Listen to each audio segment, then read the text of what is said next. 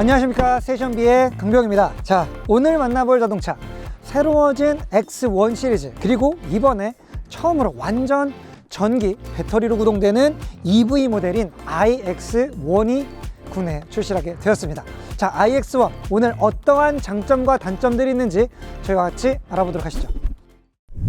요즘 나오는 BMW들 약간 디자인에 대한 호불호들이 있는 것은 사실입니다. 그런데 이번 iX1 같은 경우에는 어디 각도에서 봐도 정말 단정하고 약간 공격적이면서 우람한 느낌도 있고, 그리고 딱 BMW 어떤 당당함을 못생김과 전혀 연관없는 아주 잘생긴 얼굴로 잘 펴내낸 그런 역작이 아닐까 싶습니다. 이 차량은 앞바퀴 굴림 베이스의 X1을 기반으로 만들어진 전기차입니다. 앞바퀴 굴림 방식의 디자인적인 한계는 약간 길게 빠져나오는 오버행에서 오는 비율의 아쉬움이 있죠. 근데 이번 X1 신형 같은 경우에는 지금 보시게 되면 이런 검정색 휠 아치의 가니쉬와 그리고 도어까지 남아있는 이 부분이 페인팅으로 보색 대비를 이루면서 이쪽에 남아있는 이 공간, 그리고 앞쪽 범퍼 쪽에서 다시 까맣게 가니쉬로 막혀져 있는 이 공간, 즉 이 두 개의 공간을 비교를 했을 때에 이 앞쪽 면적이 조금 더 좁아 보이는 형태로 디자인되어 있다 보니까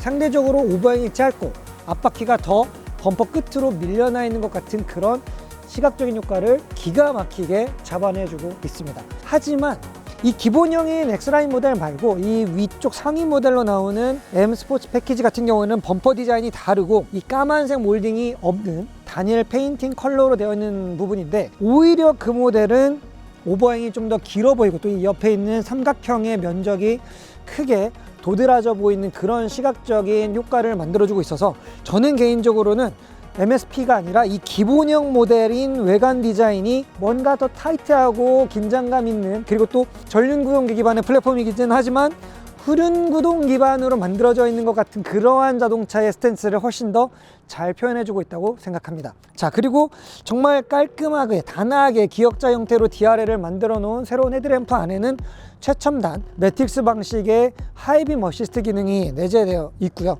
그리고 이 위쪽에 아주 커 보이는 그릴은 커튼 방식이 아니라 그냥 막혀 있습니다. 네, 진짜 이제는 그냥 가니쉬의 역할, 그릴이라고 불러도 안 될 것 같은, 네, 이러한 형태로 다 막고 전방에 레이더와 카메라를 수납해 놓고 있는 이러한 형상을 띠고 있습니다. 이러한 디자인을 통해서 이번 X1 같은 경우에는 동급에서 가장 낮은 동기 저항 계수를 달성했다고도 하는데, 보이기에는 굉장히 각진 볼드한 느낌이지만은 CD 계수가 불과 0.26밖에 되지 않는 유려한 디자인을 갖추게 됐습니다. 제가 약간 이 멋진 스타일링의 단점에서 오게티로 꼽는 게 바로 요 휠 디자인입니다. 확실히 휠 디자인은 이 기본형으로 제공되는 이 18인치의 스펙은 실제 18인치보다 훨씬 작아 보이게 돼요. 왜냐면 이 스포크의 길이가 이 림을 두껍게 남겨놓고 말려있기 때문에 이 기장이 훨씬 더 짧아 보이는 느낌을 주고 있고요. 그리고 역조 형태가 아니라 이렇게 안쪽으로 가장자리가 말려 들어가는 형태이기 때문에 이게 또 실제 인치보다 좀 더 휠이 작은 것 같은 그러한 효과를 주는 휠입니다. 그래서 처음에 저는 한 16인치 정도 되는 휠인가 했거든요. 근데 이게 기본형의 18인치고요. 휠은 MSP, 그러니까 M 스포츠 패키지에 들어가는 19인치 사양이 스포크도 훨씬 더 시원시원하게 뻗었고 밑적으로도 훨씬 예쁘지만 훨씬 더 커 보이는 디자인을 갖고 있기 때문에 저라면 기본형 X라인에다가 휠만 바꿔서 타는 게 이 스타일링적인 어떤 완성도 면에서는 가장 뛰어난 조합이 아닐까 생각이 듭니다. 전체적인 이 루프의 라인과 벨트 라인들의 만남도 아주 컴팩트하지만 속도감을 잘 표현해주고 뭔가 이 약간 짧은 전장이 그래도 엉색하지 않아 보이게 되는 아주 적절한 비율을 잘 갖추고 있어요. 네, 그리고 이번에 X1의 이 후면 디자인의 백미는 저는 이 새로운 입체 테일 램프라고 생각을 합니다. 사실 요즘에 나오는 BMW 테일 램프들 디자인 보면 약간 갸우뚱한 디자인들이 몇 가지 있었거든요. 왜 저런 라인을 굳이 그렸을까 이런 생각이 들었는데, 이번 X1은 윗급에 있는 형님들의 그 테일램프보다도 훨씬 더 완성도가 높은 디자인을 가지고 있습니다. 아주 간결하게 디귿자 형태로 깔끔하게 떨어지면서 평면적이지도 않고 아주 입체적인 쉐입을 잘 드러내주고 있습니다. 그리고 BMW 오너분들 혹시 그거 알고 계셨나요? 요즘 나오는 BMW는 주간주행등이 앞쪽 헤드램프만 있는 게 아니라 뒤쪽에도 주간주행등이 들어갑니다. 네, 이 별도의 메뉴 화면 안에 설정을 변경하시게 되면 낮에 시동을 걸고 다닐 때에도 이 넓은 입체 면적에 LED로 불이 들어온 상태로 주행을 하면서 주변에 있는 차량들에게 나의 존재를 확실하게 알려줄 수 있는 이러한 방식을 가지고 있죠. 그리고 저는 또 하나 개인적으로 마음에 드는 부분은 바로 이 면적입니다. 굉장히 반듯하게 수평적으로 빠져나가면서 위쪽에 있는 이 윈도우 사이에 이 페인트 면적을 가지고 있는 이 구간은 저 개인적으로 가장 좋아하고 있는 BMW 투어링 모델들이 많이 쓰고 있었던 그 라인이거든요.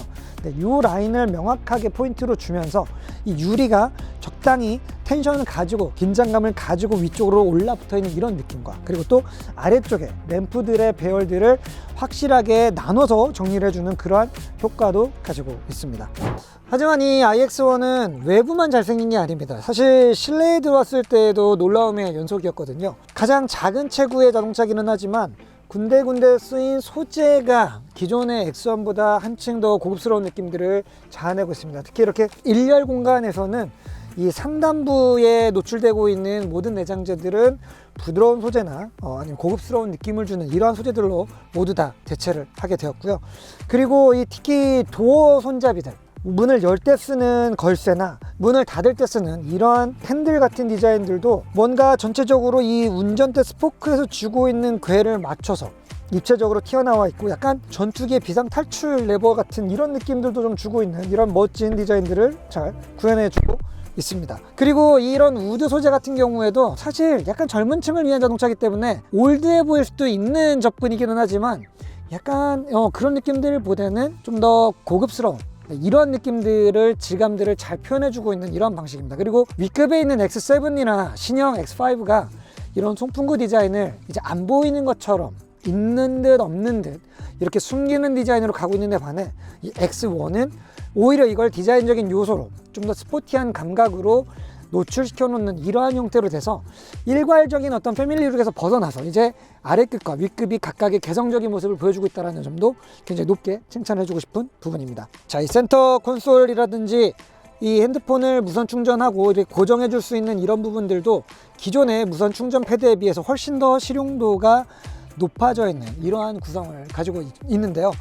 하지만 아쉬운 건 정작 이 하만 카돈 시스템이 들어가면서 스피커들이 좀 지나치게 반짝거린다라는 느낌, 그리고 특히 이 가운데에 있는 센터의 이 대시보드 부분에 있는 이 커버 부분이 낮에 주행할 때 앞유리 쪽으로 반사돼서 전방 시야를 약간 어른거리게 만들어주고 있다는 점은 조금 개선해주면 좋을 것 같습니다. 특히 우리나라처럼 전면 틴팅이 거의 일반화되어 있는 이런 나라라면 틴팅을 했을 때에는 이 반사가 훨씬 더 거울처럼 심해지지 않을까라는 우려도 들고 있고요.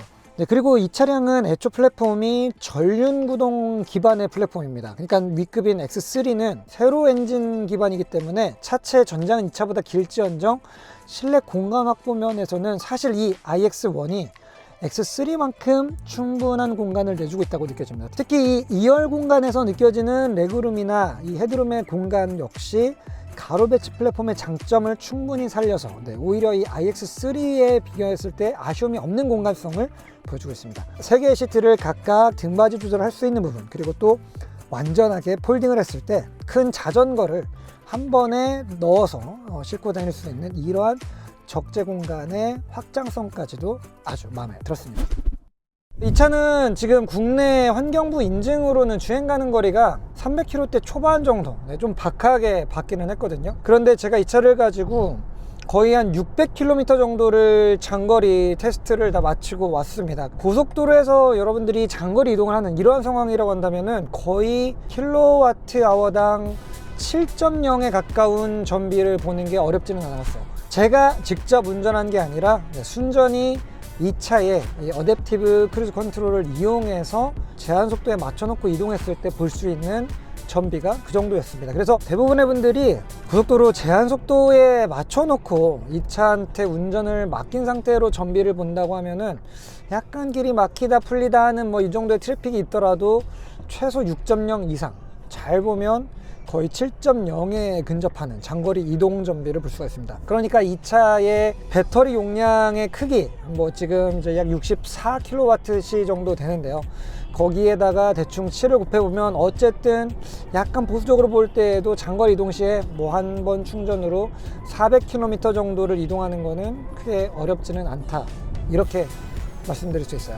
제가 오늘 아침에 완전히 이 차를 100%까지 완충을 끌어올린 상태에서 다시 주행 가는 거리를 봤던 거는 400km 이상의 트림미터를 계기판에서 확인하는 것도 가능했었습니다. 시내에서 탔을 때에도 근데 생각보다 그 전비의 하락폭이 별로 차이는 나지 않았어요. 웬만한 조건에서는 5에서 6 사이 정도의 전비를 볼 수가 있었고요.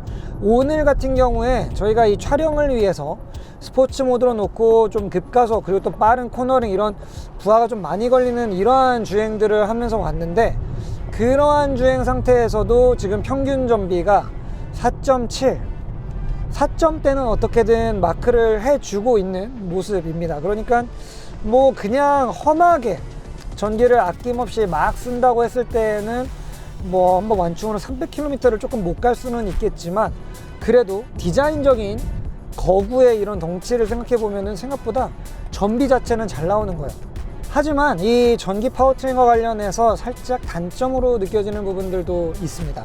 일단 컴팩트 SUV이기 때문에 이 배터리 팩을 그렇게 넉넉하게 실어내지는 못했어요. 기존의 내연기관 플랫폼으로 나와 있는 차체에서 엔진과 트랜스미션, 그리고 이 가로 배치 방식의 전륜구동 기반의 사륜구동계까지를 다 드러내고 살짝 올라와 있는 이 센터 터널의 높이 있는 데까지를 배터리 팩으로 꽉꽉 채워서 우겨 넣기는 했습니다만, 여전히 70kWh가 채 되지 않는 배터리 용량을 가지고 있어요.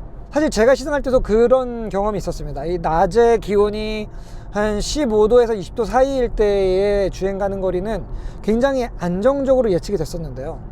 야간에 이 새벽 기온이 거의 4도, 5도까지 떨어지는 이런 좀 추운 날씨에서는 주행 가는 거리 표시 정보가 굉장히 들쭉날쭉하게 왔다 갔다 하는 모습을 보였습니다. 지금 배터리 잔량이 한 40% 정도 남아있는 이러한 상황에서 굉장히 큰 폭으로 거의 한 5, 60km 정도의 오차 범위를 두고 진짜 파도를 치듯이 몇 분 단위로 이 주행 가는 거리가 올라갔다 내려갔다 떨어지는 이러한 좀 불안정한 모습들을 보였거든요. 그래서 배터리 팩도 좀 작기는 하지만 이게 또 외부 기온이라든지 주행 환경에 따라서 저 레인지의 등고 폭이 좀 심하게 요동치는 이러한 성향은 아무래도 운전자한테 약간의 좀 불안감을 주는 요소로 작용했던 것 같습니다.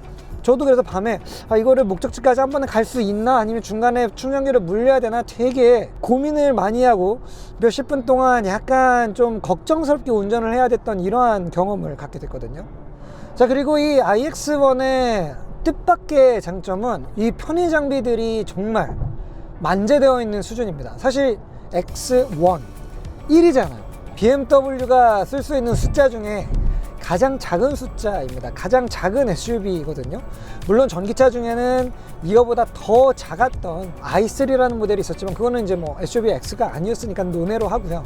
SUV 스타일로 나오는 차 중에 가장 작은 차, 가장 가격대가 낮은 차임에도 불구하고 이 차에는 우리가 생각할 수 있는 요즘 차량들의 최신 기술을 담고 있는 옵션들이 빼곡하게 들어차 있습니다. 진짜 한국인의 그 풀옵션 성향에서 못 만족시키는 부분은 통풍 시트 하나가 빠져 있다라는 고점일 것 같고요. 헤드업 디스플레이 있죠. 2개의 센터 터치 스크린이 들어가 있죠. 대형 파노라마 선루프 있죠. 야간에 매트릭스 LED를 이용한 오토 하이빔, 어댑티브 크루즈 컨트롤과 서라운드 뷰, 그리고 후진을 50m까지 기억했다가 자동으로 갈 수 있는 주차 어시스트 기능, 게다가 이 평행 주차나 아니면 뭔가 우리가 주차장에서 원하는 주차 공간으로 들어가려고 할 때 차가 먼저 물어봐요. 내가 주차 자동으로 하는 거 도와줄까? 그리고 나서 그걸 키면은 꽤나 높은 확률로 정확하게 칸 안에 차를 혼자 집어넣기도 합니다. 그 과정에서 전후진을 반복할 때 운전자가 심지어 기어 레버 조작도 안 해도 알아서 앞뒤로 다 바꿔가면서 차를 세워줘요. 그러니까 이 정도만 되면 가장 아래급의 SUV 모델이지만 뭔가 운전하는 데 있어서 필요로 하는 요즘 우리가 생각할 수 있는 거의 대부분의 옵션들이 모두 다 들어와 있다고 생각하셔도 무방합니다. 물론 이 차의 가격대가 가장 작은 SUV이긴 하지만 여전히 6천만 원 초반에서 후반 사이의 레인지에 걸쳐져 있습니다. 보조금을 절반만 받게 되면은 이제 5천만 원대까지는 입성이 가능하긴 했지만은 뭐 그렇게 저렴한 가격은 아니죠. 하지만 뭐 BMW이고, 그리고 실제로 이 차가 내장재에서 보여주고 있는 퀄이나 이런 것들도 기존의 X1보다 훨씬 더 고급스럽게, 그리고 또 훨씬 더 넓고 산뜻한 느낌으로 꾸며졌거든요. 그러니까 뭔가 급이 일단 하나 기존보다는 올라왔다는 게 이번 신형 X1의 가장 큰 장점입니다. 그래서 그런 것들을 감안하고 사양들을 감안하면 가격이 꽤 나쁘지 않은 가격처럼 느껴져요. 자, 그리고 그 와중에 단점으로 느껴지는 것 하나는, 이게 이 시리즈의 액티브 투어러랑 이 센터 콘솔 부분들을 뭐 거의 같이 공유를 하고 있는 그러한 구성이기는 한데요. 근데 이게 저 스스로도 약간 좀 역설적이다라고 느껴져요. 왜냐면 그동안에 제가 BMW의 실내에서 이 아이드라이브의 그 조그 셔틀을 조작하는 거, 아이드라이브가 쓰기 편하다라고 저는 그렇게 많이 못 느꼈거든요. 언제까지 터치식으로 안 쓰고 이걸 굳이 명령 체계를 하나, 인터페이스를 더 둬서 이거를 병행으로 쓸까 생각했는데, 막상 이번에 이 아이드라이브가 없어져 있는 새로운 BMW OS를 경험을 하니까 이게 난자리는 티가 난다고. 아이드라이브가 좀 그립습니다. 네, 뭔가 손만 뻗으면 터치할 수 있는 곳에 센터 이 터치 스크린이 있기는 한데도, 뭔가 그래도 여기에서 돌리고 그리고 뒤로 가기를 누르고 했던 이러한 조작들이 좀 그립기는 하더라고요.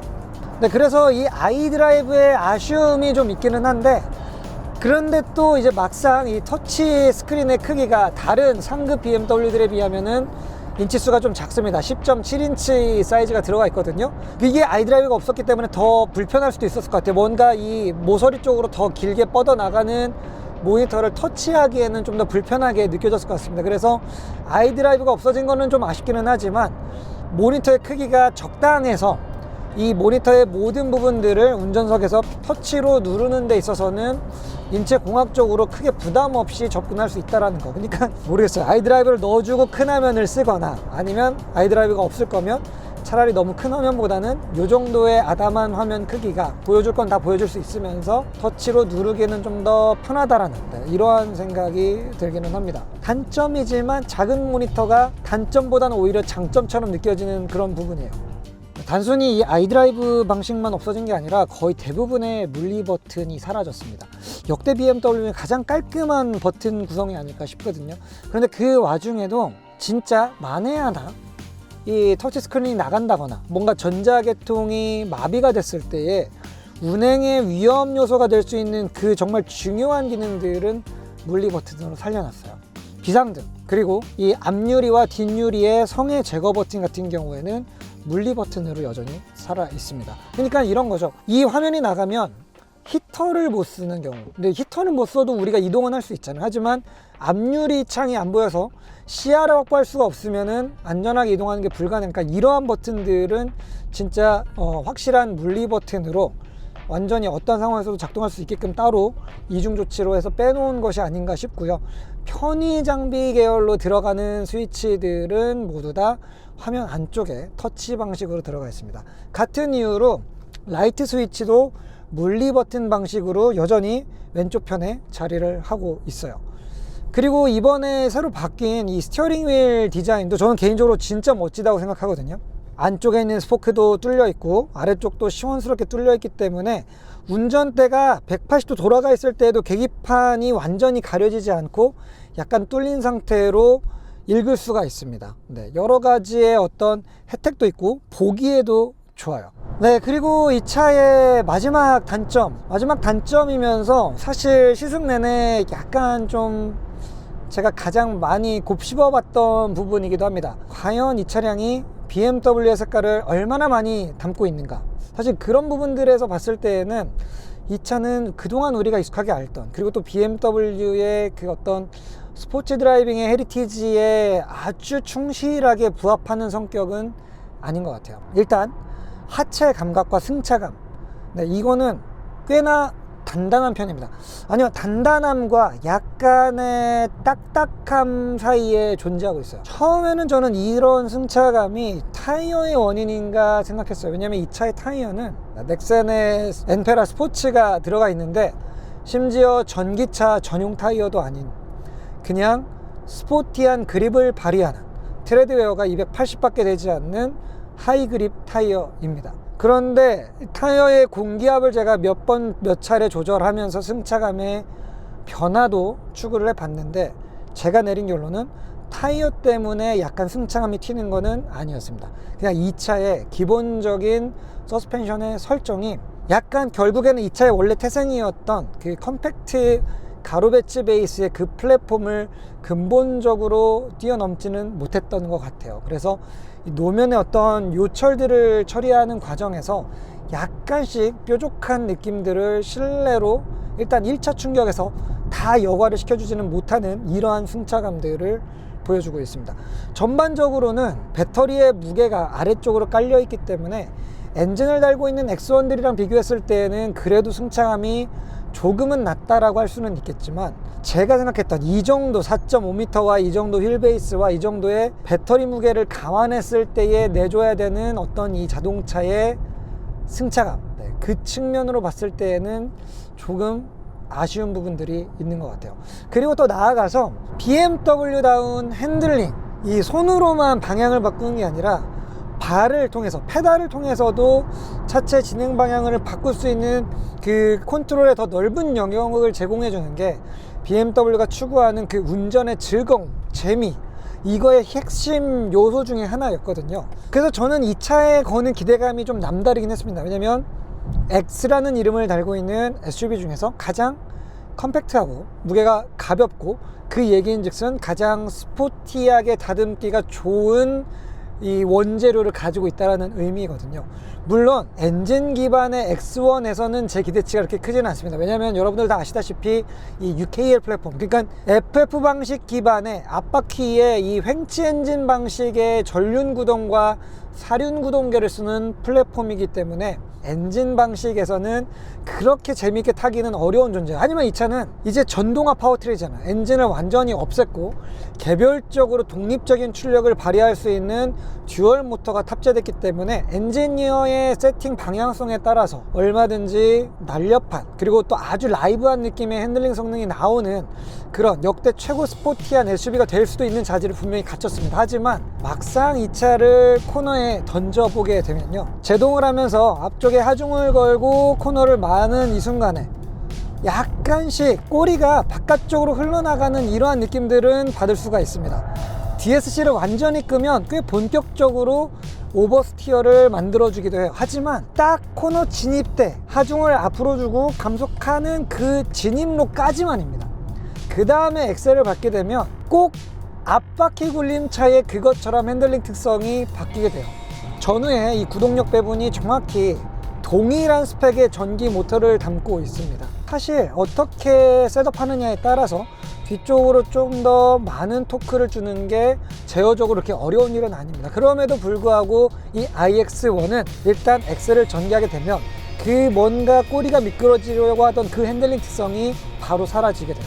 그리고 약 언더 성향의 차량으로 출력을 걸면서 빠져나오게 됩니다. DSC를 완전히 끈 상태에서 드리프트 모션을 의도적으로 유도하면서 페달 조작을 다르게 공격적으로 줘봐도 이 차의 꼬리는 꿈쩍하지 않고 아주 안정적인 언더스티어로 귀열내게 돼요. 물론 이러한 방식은 훨씬 더 많은 분들에게 보다 안전하고 또 믿을 수 있는 그러한 주행성을 보장해주는 자동차가 될 것입니다. 그리고 원래 이 차의 이 플랫폼, 앞바퀴 굴림 베이스의 그 X1의 움직임과도 굉장히 닮아 있어요. 하지만 꼭 닮을 필요가 없는 자동차의 재료를 가지고 있었음에도 그렇게 튜닝했다라는 부분은 저는 약간 좀 의아하게 생각되기도 합니다. 그래서 자동차라는 관점에서 보면은 굉장히 잘 만든 자동차, 여러 옵션과 패키징이 아주 훌륭하고 주행 성능도 뭔가 대중의 평균 안에 딱 들어오는 이러한 느낌을 가지고 있는 자동차지만 BMW의 운전재미 관점에서 봤을 때, 그리고 또 뭔가 이 작은 차만이 줄 수 있는 그 기회가 있었음에도 불구하고 네, 그걸 적극적으로 살리지 않은 부분에서는 좀 약간 개인적으로 아쉬움이 남는 것 같습니다. 그래서 이 차량은 BMW를 많이 타보시고 또 BMW를 진짜 운전의 재미로 접근하시는 이러한 분들을 만족시키는 차라기보다는 BMW 브랜드가 아직은 생소하고 처음 BMW에 입문을 하고 그리고 또 데일리 자동차로서 이동 수단으로서 그리고 편안한 주행과 적당한 공간과 그리고 알뜰한 주행 성능을 보여주는 좋은 자동차의 관점으로 봤을 때는 굉장히 추천할 만한 그런 모델이라고 생각합니다.